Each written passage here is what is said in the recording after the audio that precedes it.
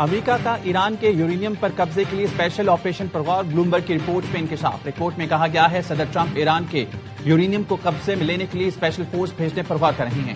خبررساں agency writers کے مطابق 3 سفارتی عہدیداروں نے ممکنہ منصوبے سے متعلق بریفنگ کی تصدیق کی ہے۔ رپورٹ میں بھی کہا گیا ہے امریکہ اور اسرائیل یورینیم قبضے میں لینے کے لیے مشترکہ کارروائی پر غور کر رہی ہیں۔ امریکہ ایران کی اہم آئل ٹرمینل کا قبضے کے آپشن پر بھی غور کر رہا ہے۔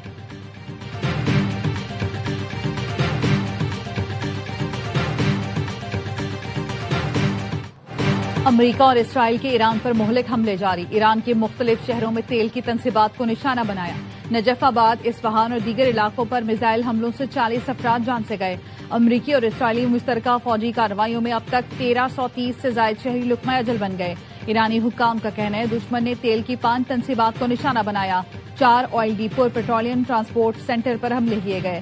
رات بھر کی خوفناک بمباری کے بعد آج تہران کی فضا میں دھوئیں کے گہرے بادل چھا گئے، بارش کا پانی سیاہ اور آئل والا ہو گیا۔ CNN کے رپورٹر نے بتایا آئل کی تنصیبات پر خوفناک بمباری کے بعد گہرے کالے بادل دیکھے گئے، آسمان سے کالے پانی کی بارش ہوئی۔ ایران پر امریکہ اور اسرائیل کے حملوں میں 10,000 سے زائد عمارتیں تباہ ہو چکی، 8,000 رہائشی عمارتیں اور 2,000 کے قریب تجارتی مراکز شامل۔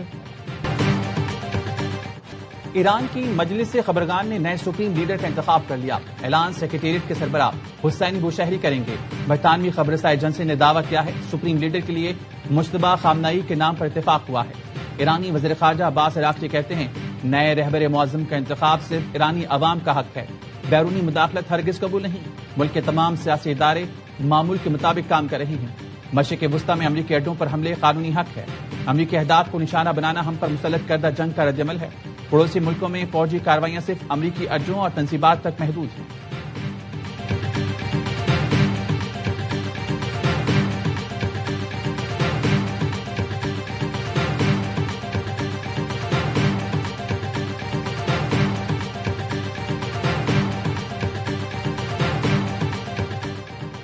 سعودی عرب نے پہلی بار ایران کو جوابی کارروائی کی دھمکی دے دی۔ وزیر خارجہ فیصل بن فرحان کہتے ہیں سعودی سرزمین اور تیل کی تنصیبات پر حملے برداشت نہیں کریں گے، حملے جاری رہے تو ریاض جوابی کارروائی کرے گا۔ خلیج تعاون کونسل نے بحرین اور کویت پر مسلسل ایرانی حملوں کو خطرناک جوہریت قرار دے دیا۔ ایرانی حملوں میں خطے کو نشانہ بنانے کی سخت ترین الفاظ میں مذمت۔ خلیج تعاون کونسل کے سیکرٹری جنرل نے کہا تمام خلیجی ممالک بحرین اور کویت کے ساتھ کھڑے ہیں۔ عرب لیگ کا ہنگامی اجلاس، ایرانی حملے بین الاقوامی قوانین کی کھلی خلاف ورزی قرار۔ رکن ملکوں نے کہا ایران کی حالیہ کارروائیاں عرب ریاستوں اور پورے خطے کے استحکام کے لیے شدید خطرہ ہیں۔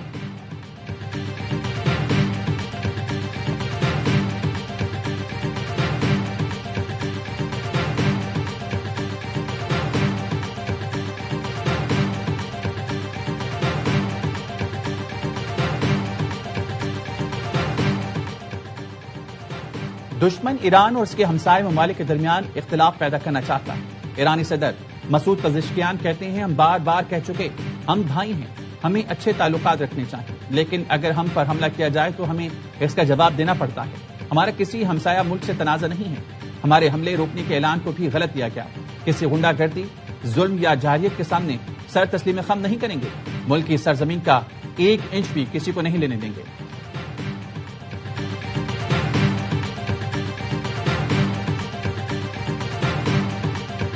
ایرانی پاسداران انقلاب کے اسرائیلی دارالحکومت تل ابیب سمیت مختلف شہروں میں فوجی تنصیبات پر تابڑ توڑ میزائل حملے۔ ایرانی میڈیا کا کہنا ہے تازہ حملوں میں نیو جنریشن میزائلوں کا استعمال کیا گیا۔ میزائلوں نے تل ابیب اور بیر شیبہ کی فوجی تنصیبات پر تباہی مچا دی۔ ایران کے پڑوسی اور خلیجی ملکوں پر حملے، امریکی اڈوں کو نشانہ بنایا۔ کویت کی وزارت داخلہ کا کہنا ہے آج صبح ایران کے حملوں میں میجر سمیت 2 فوجی جاں بحق ہوئے۔ پاسداران انقلاب نے کویت کے العدیری ایئر بیس کو نشانہ بنایا۔ دبئی میں میزائل کا ملبہ گاڑی پر گرنے سے پاکستانی ڈرائیور جاں بحق۔ UAE کی وزارت دفاع کا کہنا ہے ایران کے 16 بیلسٹک اور 8 کروز میزائل تباہ کیے، 113 ڈرون کو بھی فضا میں تباہ کیا گیا۔ بغداد میں امریکی سفارت خانے پر راکٹوں سے حملہ کیا گیا۔ سعودی عرب نے شیبہ آئل فیلڈ کی طرف بڑھنے والے ڈرون سمیت 15 ڈرون تباہ کیے۔ آبنائے ہرمز میں متحدہ عرب امارات کی ٹگ بوٹ دھماکے کے بعد سمندر میں ڈوب گئی۔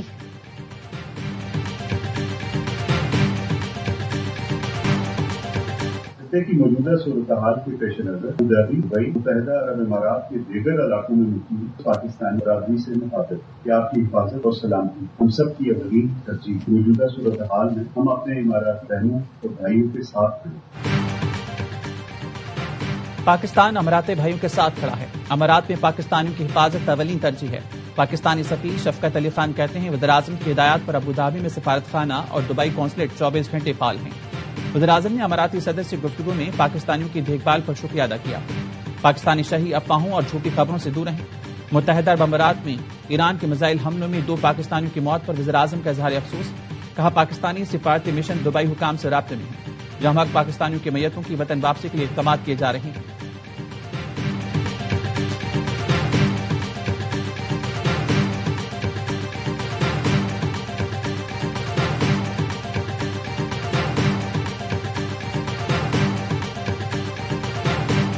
ایران کے خلاف جارحیت جاری رہی تو خطے میں تیل کی پیداوار اور فروخت مکمل طور پر رک جائے گی۔ ایرانی پارلیمنٹ کے اسپیکر محمد باقر نے خبردار کر دیا، اسرائیلی وزیر اعظم کے عزائم کی قیمت نہ صرف امریکہ بلکہ پوری دنیا کو چکانا پڑے گی۔ تیل کی قیمتوں میں اضافے سے عالمی معیشت پوری طرح متاثر ہوگی۔ تمام تر ذمہ داری جارحیت کرنے والوں پر عائد ہوتی ہے۔ ایران جنگ میں امریکہ کی ناکامی کا خدشہ، ٹرمپ انتظامیہ کی جنگی منصوبہ بندی پر سوالات اٹھنے لگے۔ بڑے پیمانے پر جنگ بھی ایرانی رجیم کو نہیں ہٹا سکتی۔ واشنگٹن پوسٹ نے امریکی انٹیلیجنس کی خفیہ رپورٹ شائع کر دی۔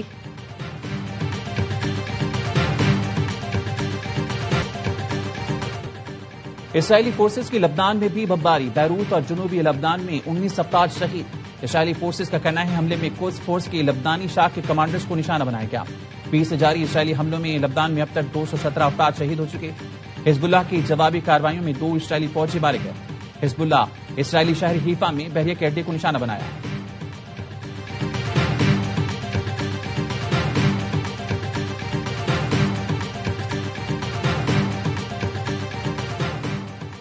کفایت شعاری بچت سے متعلق حتمی لائحہ عمل کا اعلان آج متوقع۔ وزیر اعظم کی اشرافیہ کو کفایت شعاری اختیار کرنے کی ہدایت۔ ملکی معیشت مستحکم رکھنے کے لیے اقدامات سے متعلق اجلاس۔ وزیر اعظم شہباز شریف نے کہا مشکل وقت میں قومی وسائل کا دانشمندانہ استعمال یقینی بنانا ضروری ہے۔ حکومت مشکل مرحلہ گزرنے، معیشت مستحکم ہونے پر عوام کو زیادہ ریلیف دے گی۔ کفایت شعاری کی ہدایات صنعت زرعی شعبے پر لاگو نہیں۔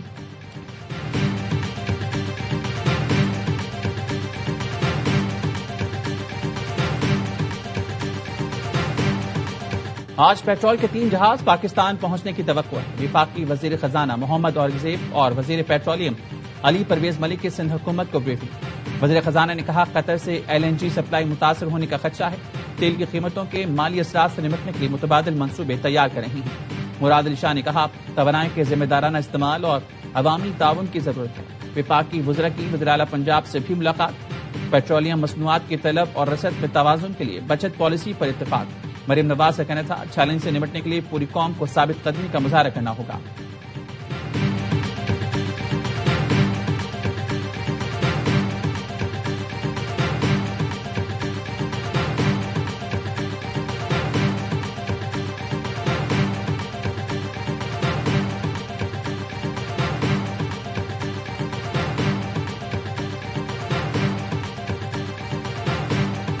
حکومت نے پیٹرول مہنگا کر کے عوام پر ایٹم بم گرا دیا۔ PTI اور KP حکومت اس اضافے کو نہیں مانتی۔ وزیر اعلیٰ سہیل آفریدی کی پریس کانفرنس۔ پختونخوا میں تمام رجسٹرڈ موٹر سائیکل سواروں کو 2200 روپے ماہانہ دینے کا اعلان کر دیا۔ کہا PRT کے کرائے بھی نہیں بڑھائیں گے، اضافہ حکومت برداشت کرے گی، کسانوں کے لیے جلد پیکج دیں گے۔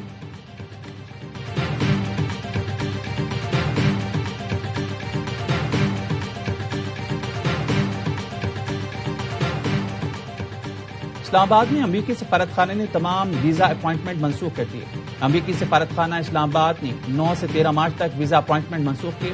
امریکی سفارت خانے کے مطابق امیگرینٹ اور نان امیگرینٹ ویزا درخواست دہندگان کو نئی تاریخ ای میل سے دی جائے گی۔ امریکی شہریوں کے لیے معمول اور ہنگامی قونصلر سروسز جاری رہیں گی۔ امریکی قونصلر جنرل کراچی اور لاہور میں قونصلر خدمات تاحکم ثانی معطل۔ پاکستانی سفارت خانے کی ایران میں پاکستانیوں کو فوری رجسٹریشن کی ہدایت۔ پاکستان واپس جانے کے خواہش مند شہری سفارت خانے میں رجسٹریشن کرائیں۔ قم نے موجود پاکستانی شہریوں سے فوری انخلاء کے لیے تعاون کی اپیل۔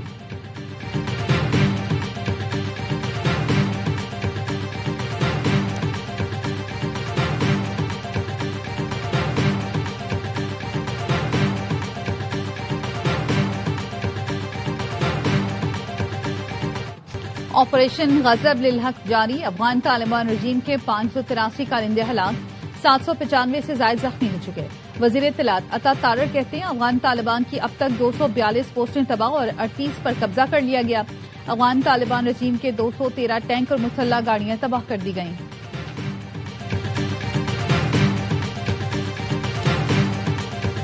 سیکیورٹی فورسز کی خیبر پختونخوا میں 5 مختلف مقامات پر کارروائیاں، 13 خوارج ہلاک۔ آئی ایس پی آر کے مطابق باجوڑ میں فائرنگ کے تبادلے میں 5، بنو اور ڈیر اسماعیل خان میں 3، خیبر اور جنوبی وزیرستان میں 5 خوارج کو جہنم واصل کیا گیا۔ سیکیورٹی ذرائع کے مطابق پاک فوج نے پاک افغان سرحد چمن سیکٹر میں 3 سے 4 خوارج پر مشتمل تشکیل کی دراندازی کی کوشش ناکام بنا دی۔ یہ خارجی دہشت گرد ہلاک، دیگر زخمی حالت میں فرار ہو گئے۔ آئی ٹیز اور باڑ کاٹنے کا سامان برآمد۔ صدر زرداری، وزیراعظم شہباز شریف اور وزیر داخلہ کا فورسز کو خراج تحسین۔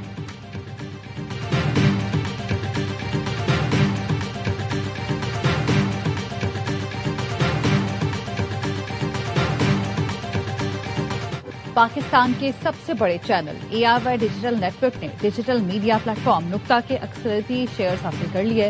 نکتا اے آر وائی گروپ کے بین الاقوامی میڈیا نیٹ ورک کا حصہ بننے کے بعد اپنے دبئی ہیڈ کوارٹر سے کام جاری رکھے گا۔ نکتا کے بانی کامران خان اب اے آر وائی میں chairman A R Y news and نکتا کی حیثیت سے شامل ہو رہے ہیں۔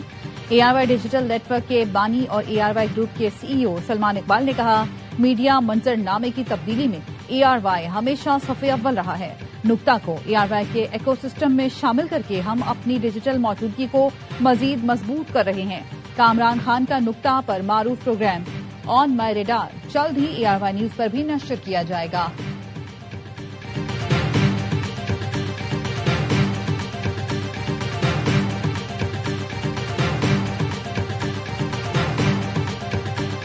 بھارت T20 کا عالمی چیمپئن ورلڈ کپ فائنل میں نیوزی لینڈ کو 96 رن سے ہرا دیا۔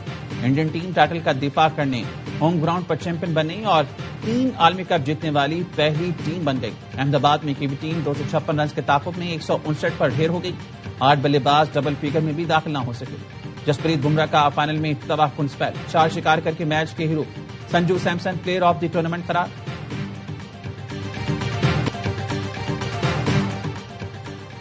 T20 ورلڈ کپ میں شریک ٹیموں پر ڈالرز کی برسات، چیمپئن بھارتی ٹیم ٹرافی کے ساتھ 65 کروڑ سے زائد پاکستانی روپے کی حقدار بن گئی۔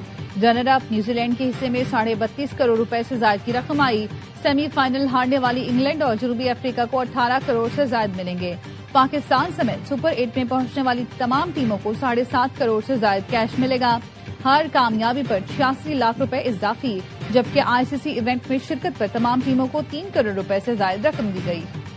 بھارتی فاسٹ بولر سے دھلائی برداشت نہ ہوئی، 2 چھکے لگنے کے بعد ارشدیپ سنگھ بے قابو، نیوزی لینڈ کے بلے باز ڈیرل مچل کو گیند مار دی۔ مچل غصے کا اظہار کرتے ہوئے ارشدیپ کی جانب بڑھے، امپائر اور ساتھی کھلاڑی نے بیچ بچاؤ کرایا۔ امپائر نے بھارتی پیسوں کو وارننگ بھی دی۔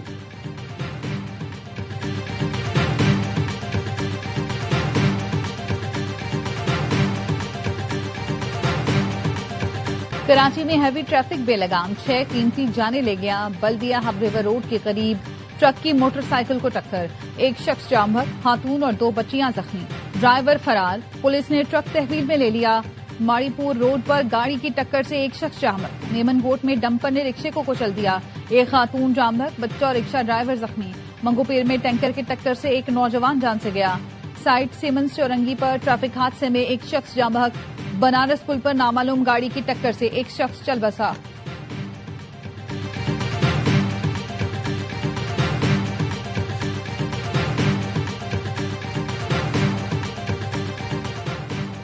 وزیراعلی سندھ نے صوبے میں ہر گاڑی کی 3rd پارٹی انشورنس لازمی قرار دی۔ مراد علی شاہ نے کہا، بغیر انشورنس اب گاڑی رجسٹر ہوگی نہ ٹوکن ٹیکس جمع ہوگا۔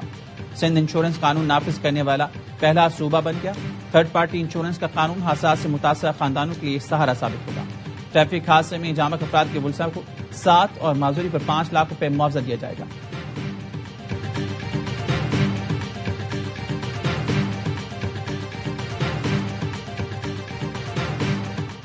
بنگلہ دیش کے خلاف ون ڈے سیریز کے لیے پاکستانی اسکواڈ ڈھاکہ پہنچ گیا۔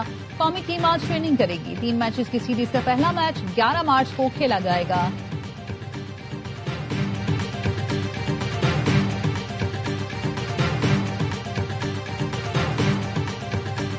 اور رفتار کی جنگ میں ریسر حادثے کا شکار، آسٹن گراپری میں میکس کی گاڑی سائڈ وال سے ٹکرا گئی. کوالیفائنگ راؤنڈ میں سابق چیمپئن بڑی انجری سے بال بچ گئے. ہاتھوں پر معمولی چوٹ آئی.